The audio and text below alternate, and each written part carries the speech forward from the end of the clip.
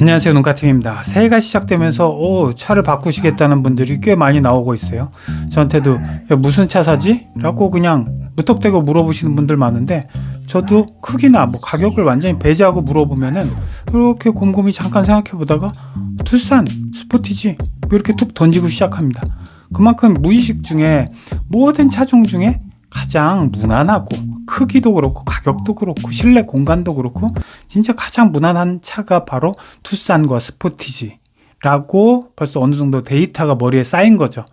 그래서 투싼은 지난해 말인 12월에 4세대 페이스리프트가 출시가 됐는데 외관은 거의 그대로에다가 실내 인테리어가 많이 좋아졌어요. 그래서 스포티지는 한 5세대 나온 지가 2년에서 3년 정도 접어드는 올해인데, 그러니까 올해 연말 하반기쯤에는 또 페이스리프트가 나와요. 그러면서 뭐 뉴욕 맘머스님 새로운 페이스리프트 모양 디자인도 딱 이렇게 공개를 해주셔서 굉장히 파격적인데 뭐 이런 느낌도 들고, 투싼이 하나도 안 바뀌었기 때문에 스포티지는 페이스리프트도 얼굴 모습이 바뀐 거에 대해서 조금 신선하다라고 볼 수가 있습니다. 그래서 이렇게 투싼 스포티지를 또 무심코 권하는 이유는 가장 무난한 차, 남녀노소, 그다음에 운전을 잘하든 못하든 이 정도 차체 크기면은 도심에서 운전할 만하지. 그리고 가격도 3천만 원 안팎, 부담도 없고, 그다음에 실내 공간도 굉장히 넉넉해서 밖에서 볼 때보다 훨씬 넓어요. 그 4인 가족 패밀리카로도 그 역할을 해낼 수 있는 뭐 이런 이유 때문이죠. 그래서 아마 지금 투싼 스포티지를 현재 타고 계신 분들은 아마 다음 차를 바꾸기가 상당히 어렵다라는 이야기를 사실 굉장히들 많이 해요. 바꿀 차가 없다라고 이야기를 하시는 분들이 꽤 많아요. 그만큼 크기나 차체나 가격에서 굉장히 무난하다. 전반적인 모든 요소에서 평균점 이상, 이렇게 표현을 할 수가 있겠습니다. 그래서 어떻게 보면 투싼 스포티지보다 큰 차는 운전을 좀 잘한다 그래도 어디든지 꼭 긁히게 돼 있어요. 우리나라 도심 차선이라든지 주차 칸, 주차 라인, 그다음에 오래된 상가, 지하 주차장 진출입할 때, 그다음에 골목길, 뭐 이런 것들 사이즈를 봐서는 사실 투싼 스포티지 요거보다 커서는 꼭 긁히게 돼 있죠. 그래서 또 작은 차, 이거보다 조금 더 작은 차다 생각하면은 좀 답답한 감이 있죠. 혼자 타기는 좀 괜찮아도 용도가 좀 쓱 바뀌어서 2, 3인 타는 이런 용도로 쓸 때는 뭔가 좀 답답한 감이 꼭 있죠. 특히 2열에. 근데 요 차, 두 차 다 리클라이닝, 2열의 리클라이닝이 훌쩍 뒤로 넘어가면서 굉장히 편하네요. 그래서 소렌토, 산타페가 거의 부럽지 않을 정도의 공간. 그러니까 이 차 굉장히 많이 팔릴 수밖에 없죠. 그리고 가격도 뭐 한 3,500, 뭐 이 정도 선에서 넘어가면 사실 대부분 할부 금액, 뭐 이런 거 내는 게 사실 굉장히 짜증나요. 뭐 한 달에 7, 80만 원씩 3년 이상 계속 내거나 아니면은 100만 원 이상을 3년 이상 내거나 이렇게 하면 정말 처음에 구입할 때는 아무 생각 없다가 이 할부금 내는 게 아주 짜증나고 길다. 이런 이야기들 많이 하셔요. 그리고 일단 이 모델 둘 중에 그럼 어떤 차가 더 좋을까라고 지금 따져보면 사실 똑같은 차예요.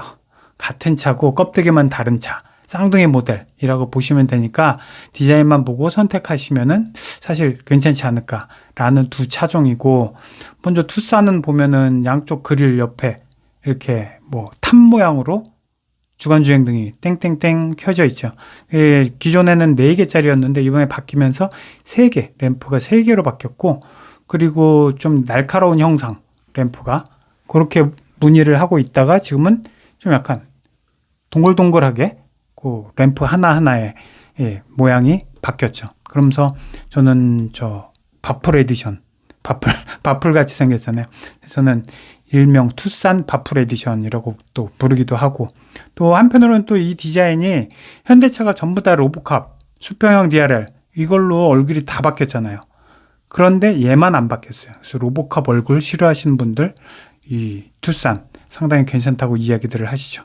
그리고 무엇보다 또 실내 최신 트렌드로 바뀌어서 12.3인치짜리 와이드 디스플레이 2개 딱 엮어갖고 이 부분도 상당히 괜찮아졌고, 또 기어 변속기도 버튼식에서 칼럼식으로 바뀌고 뭐 이런 부분 많이 바뀌었죠. 그다음에 센터 콘솔도 플로팅 방식으로 해서 좀 넓어지고, 스마트폰 무선 충전기 위치도 딱 이 센터 콘솔 그쪽에 하단에 딱 올라와 있어서 아주 마음에 듭니다. 그리고 또 뭐 내비게이션 CCNC라고 해서 무선 소프트웨어 업데이트나 뭐 안드로이드 오토, 카플레이. 신차 사는 방법. 여기저기 견적받고 힘들게 발품 팔고 고객님, 제가 진짜 잘해드리는 겁니다. 아직도? 원하는 차량 선택하면 전국 딜러들의 견적을 비교할 수 있어요. 신차 게으르게 사세요. 카랩. 이런 등등이 또 가능해졌죠. 그러다 보니까 이런 기능들이 조금 이제 없다라고 싶은 부분에 대해서 아마 조금 더 이제 애프터블로우라든지 에어컨 틀고 나서 싹 한번 환기시켜 주는 거, 이런 이 짜잘한 기능들이 좀 많이 업그레이드가 되면서 올해 연말에 나올 스포티지 역시 스포티지 이 날카로워졌어요. 뭔가 주간주행 등이 뭔가 카니발하고 비슷한 것 같기도 하고 EV9하고 비슷한 것 같기도 하고 이렇게 쫙 세 갈래로 나눠진 이런 디자인으로 바뀌면서 옵션도 상당히 괜찮아질 것으로 보이고 있습니다. 그래서 현행 뭐 두 대를 이제 같이 비교를 할 때는 사실 스포티지가 작년 같은 경우 훨씬 많이 팔렸어요. 기존에 많은 분들이 이제 기존 디자인과 비교를 했을 때 스포티지가 낫다라고 판단하시는 분들이 상당히 많아요. 깔끔하고, 그다음에 앞모습이 처음에는 이렇게 뭐 부메랑 이 모양으로 양쪽으로 착 째져갖고 이런 것들이 너무 파격 아니야? 그래서 약간 거부감 가지시다가 출시된 이후에 21년 뭐 이후에는 상당히 많이 팔리고 22년, 23년 가면 갈수록 투싼보다 훨씬 더 많이 팔리는 뭐 이런 차종이 돼버렸죠.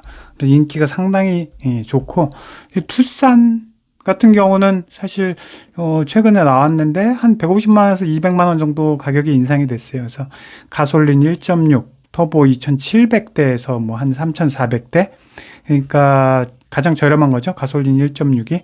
그다음에 디젤이 2.0인데 한 3,000에서 3,600. 그다음에 1.6 터보 하이브리드가 3,200에서 한 3,800. 그 옵션 더하면 한 4,000 정도는 이제 보셔야 될 거예요. 그러니까 조금